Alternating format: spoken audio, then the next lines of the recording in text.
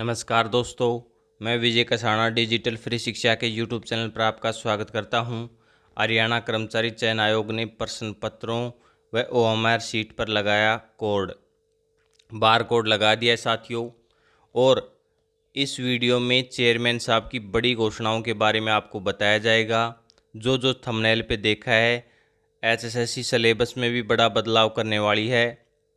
आपके विश्वसनीय न्यूज़पेपर दैनिक सवेरा में ये खबरें आई हैं। और साथियों, कई भर्तियों की एग्ज़ाम डेट भी जारी कर दी गई है और दिसंबर 2021 या फिर 31 मार्च 2022 तक 40,000 युवाओं को पक्की नौकरी देने का वादा किया है चेयरमैन साहब ने। और अब तक जो बात एचएसएससी चेयरमैन भोपाल सिंह खत्री जी ने कही हैं वो सच भी साबित हुई हैं या उनके ऊपर उन्होंने अमल भी किया है। चलिए देख लेते हैं आज की बड़ी खबर। अगर आपने अभी तक हमारे चैनल को सब्सक्राइब नहीं किया है तो चैनल को सब्सक्राइब कर लें, साथ में बेल आइकन को भी दबा लें जिससे हमारे नए वीडियो का नोटिफिकेशन सबसे पहले आपके पास पहुंच सके। ये देख सकते हैं साथियों, हरियाणा कर्मचारी चयन आयोग ने परीक्षा केंद्रों से पेपर खोलने के बाद सोशल मीडिया के जरिए प्रश्न पत्र बाहर भेजने वालों पर शिकंजा कस दिया है। आयोग ने प्रश्न पत्रों और ओएमआर शीट पर बार कोड लगा दिया है। आयोग के अध्यक्ष भोपाल सिंह खत्री ने बुधवार को दैनिक सवेरा के साथ विशेष बातचीत में जानकारी दी कि प्रश्न पत्र के हर पेज पर 3 स्थान पर बार कोड लगाया गया है। इसी तरह ओएमआर शीट पर भी बार कोड लगाया गया है। इन बार कोड में परीक्षा केंद्रों का नाम, उम्मीदवार का नाम, रोल नंबर दर्ज है। जैसे ही कोई उम्मीदवार या परीक्षा में तैनात कोई कर्मचारी प्रश्न पत्र को सोशल मीडिया या अन्य तरीके से बाहर भेजने का प्रयास करेगा तो पुलिस तुरंत कोड को स्कैन कर पता लगा लेगी कि यह प्रश्न पत्र किस परीक्षा केंद्र से लीक हुआ है और किस उम्मीदवार का लीक हुआ है। उन्होंने बताया कि बारकोड का पहली बार प्रयोग पुलिस महिला सिपाही की लिखित परीक्षा में गत रविवार को किया गया। उन्होंने बताया कि यूं तो पेपर लीकेज या पेपर आउट की घटना रोकने के लिए कई कड़े कदम उठाए गए हैं, फिर भी अगर कोई प्रयास करेगा तो इस बार कोड से पता चल जाएगा। पहले कोड न होने की वजह से पता नहीं चलता था कि किस प्रश्न पत्र की है जो प्रश्न पत्र आउट हुआ है, किस सेंटर से या किस उम्मीदवार ने आउट किया है। और साथियों, आईटीआई पदों और स्वास्थ्य पदों के परिणाम, क्योंकि ये भी क्वेश्चन जो डाउट है वो सभी क्लियर कर दिए हैं चेयरमैन साहब ने। हरियाणा कर्मचारी चयन आयोग के अध्यक्ष भोपाल सिंह खत्री जी ने हाई कोर्ट से आईटीआई के 3200 पदों के लिए चयन प्रक्रिया पर लगी रोक हट गई है। इसलिए जिन कैटेगरी के लिखित परीक्षा आयोजित हो चुकी है उनका अंतिम परिणाम आगामी 31 दिसंबर तक घोषित कर दिया जाएगा।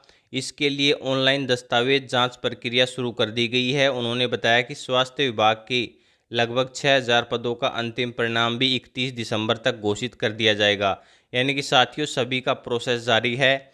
कभी जो स्टाफ नर्स या एमपीएसडब्ल्यू वाली भर्तियों के कैंडिडेटों के बहुत ज़्यादा कमेंट आते हैं कि उनका रिजल्ट कब आएगा, तो ये आप देख सकते हैं। उन्होंने ये भी बताया कि पीजीटी संस्कृत के लगभग 600 पदों का अंतिम परिणाम भी 31 दिसंबर तक घोषित कर दिया जाएगा। जी हाँ साथियों, इसका एग्ज़ाम 14 नवंबर को लिया जाना है। अभी ऑफिशियल नोटिस तो नहीं आया है, लेकिन 14 नवंबर फिक्स डेट ही मान सकते हैं आप। ये देख सकते हैं इन पदों पर होगी नियुक्तियां, यह रहेगा शेड्यूल। और जो कमांडो पुलिस वाले बात कर रहे थे कि उनकी रेस कब होगी, तो 29 सितंबर से 3 दिन तक उनकी रेस चलेगी साथियों। 29, 30 और 31 सितंबर को, यानी कि इसी महीने आपकी रेस होने वाली है। आयोग के अध्यक्ष भोपाल सिंह जी खत्री ने बताया कि 26 सितंबर 2021 को पुलिस सब इंस्पेक्टर पुरुष व महिला पदों के लिए लिखित परीक्षा होगी। इसके बाद 29 सितंबर से पुलिस कमांडो के 542 पदों के लिए फिजिकल होगा, यानी कि रेस होगी। इसके तुरंत बाद साथियों, तब तक महिला पुलिस सिपाही का भी रिजल्ट जारी कर दिया जाएगा। 1100 पदों के लिए 7 गुना कैंडिडेट, यानी कि 7700 कैंडिडेटों का फिजिकल लिया जाएगा, रेस होगी। तब तक जो 26 तारीख को एग्ज़ाम होने वाला है इंस्पेक्टर पुरुष व महिला पदों के लिए 465 पदों के लिए, उसका भी रिजल्ट जारी कर दिया जाएगा। और उनके भी जो दौड़ व फिजिकल का मापतोल है वो रेगुलर चलता रहेगा। लगभग 20 दिन तक ये प्रक्रिया चलेगी। उन्होंने बताया कि इन तीनों पदों के लिए अंतिम परिणाम 15 नवंबर 2021 तक घोषित कर दिया जाएगा। यानी कि 15 नवंबर से पहले पहले इन तीनों भर्तियों का अंतिम परिणाम घोषित कर दिया जाएगा, यानी कि फाइनल रिजल्ट जारी कर दिया जाएगा। ये देख सकते हैं साथियों कि आयोग ने के अध्यक्ष ने बताया है कि जो मेल कांस्टेबल की एग्ज़ाम डेट है वो 29, 30 और 31 अक्टूबर रहेगी साथियों। 2-3 दिन के अंदर ऑफिशियल साइट पर भी आपको इस डेट का नोटिस जारी कर दिया जाएगा। और 14 नवंबर को पीजीटी संस्कृत के पदों के लिए लिखित परीक्षा होगी और एएलएम के लिए ही भी लिखित परीक्षा 14 या 15 नवंबर को ही ली जानी है। लगभग नवंबर हाफ में उन्होंने एग्ज़ाम डेट के बारे में बताया है। और 11 और 12 दिसंबर को ग्राम सचिव, पटवारी और कैनल पटवारी के पदों के लिए जो कॉमन एग्ज़ाम होना है वो लिया जाएगा।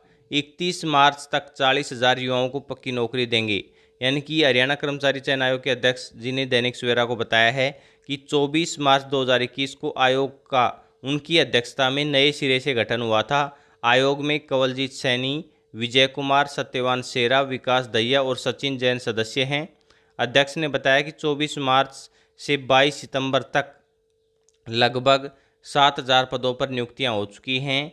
उन्होंने बताया कि 22 सितंबर से 31 दिसंबर तक लगभग 15,000 पदों पर नियुक्तियां कर दी जाएंगी और 1 जनवरी 2022 से 31 मार्च 2022 तक 25,000 पदों पर नियुक्तियां कर दिया जाएंगी।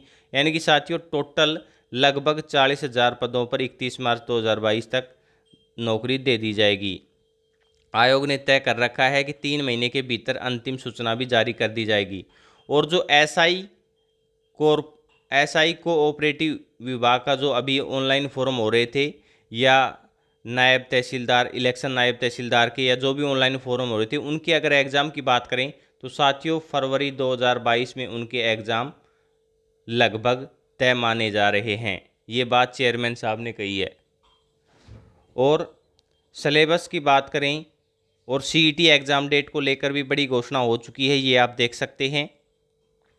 हरियाणा कॉमन एलिजिबिलिटी टेस्ट नवंबर में संभव। जी हाँ साथियों, नवंबर या दिसंबर में हो सकता है साथियों। ये जहाँ तक हमें इन्फॉर्मेशन मिली है कि दिसंबर में सीईटी का एग्ज़ाम होने वाला है। एनटीए से बात हो चुकी है। ये देख सकते हैं कि हरियाणा के सरकारी ग्रुप सी और ग्रुप डी के पदों के लिए होने वाला कॉमन एलिजिबिलिटी टेस्ट आगामी नवंबर में हो सकता है। ये साथियों दिसंबर मान के चलें, हो सकता है नवंबर में भी हो जाए। अगर दैनिक सवेरा विश्वसनीय न्यूज़पेपर है, ये 1-2 दिन में कन्फर्म करके हम आपको और भी डिटेल से बता देंगे। यह जानकारी हरियाणा कर्मचारी चयन आयोग के अध्यक्ष भोपाल सिंह जी खत्री ने बुधवार को दैनिक सवेरा के साथ विशेष बातचीत करते हुए दी है। उन्होंने बताया कि नेशनल टेस्टिंग एजेंसी यानी एनटीए आयोजित करेगा ये एग्ज़ाम। इसके लिए आयोग को एनईटी के बीच जल्द समझौता होगा। उन्होंने बताया कि जब तक टेस्ट नहीं होगा वन टाइम रजिस्ट्रेशन जारी रहेगा। और 22 सितंबर तक अब तक 6,49,687 ने पंजीकरण करा लिया है।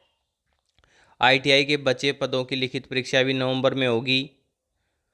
ग्राम सचिव, पटवारी, कैनल पटवारी के लिए नहीं होंगे नए आवेदन, यानी कि साथियों रीओपन फॉर्म नहीं किए जाएंगे। काफ़ी साथियों के कमेंट आते हैं कि ग्राम सचिव, पटवारी और कैनल पटवारी के लिए दिसंबर से पहले रीओपन होंगे क्या फॉर्म? जी साथियों नहीं होंगे। नॉर्मलाइजेशन के बारे में भी बताया गया है। आयोग के अध्यक्ष ने बताया कि अभी तक आयोग के पास शिकायतें आती रहती थी कि अगर एक ही पद के लिए लिखित परीक्षा में एक से ज़्यादा सत्रों में होती हैं तो प्रश्न पत्र अलग अलग होते हैं और कोई प्रश्न पत्र किसी दूसरे से कठिन हो सकता है। इसलिए आयोग ने फैसला लिया है कि जिन परीक्षाओं में एक से ज़्यादा लिखित परीक्षा होंगी और एक से ज़्यादा प्रश्न पत्र होंगे तो सभी प्रश्न पत्रों के अनुसार सभी उम्मीदवारों के अंकों को नॉर्मलाइजेशन किया जाएगा। उन्होंने बताया कि साधारण शब्दों में इसे यूँ समझा जा सकता है कि अगर किसी प्रश्न पत्र में पूछे गए प्रश्न आसान हैं या किसी दूसरे में कठिन है तो सभी प्रश्न पत्रों के अंक एक स्तर पर लाए जाएंगे। इससे उम्मीदवारों को नुकसान नहीं होगा। जिसके पास कठिन प्रश्न आए थे उन्होंने बताया कि इसके लिए एक फॉर्मूला तय है, विशेषज्ञ ही इस फॉर्मूले से अंकों का एक स्तर पर लेंगे। यानी कि साथियों विशेषज्ञों की राय ली जाएगी, ये नोटिस में भी उन्होंने बताया है और उसी आधार पर ये पूरी प्रक्रिया तय की जाएगी। पुलिस समेत अन्य परीक्षाओं के लिए बदलेगा पाठ्यक्रम। आयोग के अध्यक्ष भोपाल सिंह जी खत्री ने बताया कि उम्मीदवारों की तरफ से यह भी मांग आती रहती है कि परीक्षाओं के सिलेबस कब तय किया जाएगा या पाठ्यक्रम में बदलाव होना चाहिए। तो इस पर विचार किया जा रहा है। इसके लिए पुलिस महानिदेशक को पत्र लिख दिया गया है। पुलिस के पदों पर होने वाली आगामी भर्तियों के लिए पाठ्यक्रम में बदलाव किया जाए, ये अभी महानिदेशक जी को लेटर लिखा गया है। इसके लिए पुलिस को नियमों में बदलाव करना होगा। उन्होंने बताया कि मगर बदला हुआ पाठ्यक्रम आगे विज्ञप्ति होने वाले पदों पर लागू होगा। साथियों, जो पद विज्ञापित हो चुके हैं या एडवर्टाइजमेंट निकल चुकी है, उनके ऊपर नया सिलेबस लागू नहीं होगा। यानी कि ये जो एग्ज़ाम आने वाले हैं ये पुराने सिलेबस पर ही आधारित रहेंगे। अध्यक्ष ने बताया कि अन्य पदों के लिए पाठ्यक्रम में बदलाव किया जाएगा। इनमें अंग्रेजी व हिंदी विषयों के प्रश्न पत्र भी शामिल किए जाएंगे। इसके अलावा जिस पद के लिए पेपर होगा उससे संबंधित विषय के प्रश्न भी शामिल किए जाएंगे। तो साथियों, ये बड़ा अपडेट आया है आज। अगर आप इसके बारे में ज़्यादा जानकारी समझ पाए हैं या फिर आपका कोई डाउट है तो आप कमेंट करके पूछ सकते हैं। वीडियो अच्छा लगे तो वीडियो को लाइक और शेयर ज़रूर करना साथियों, क्योंकि बहुत ही मेहनत के द्वारा आप तक ये न्यूज़ पहुंचाई जाती हैं। वीडियो यहाँ तक देखने के लिए धन्यवाद। मिलते हैं नेक्स्ट वीडियो में।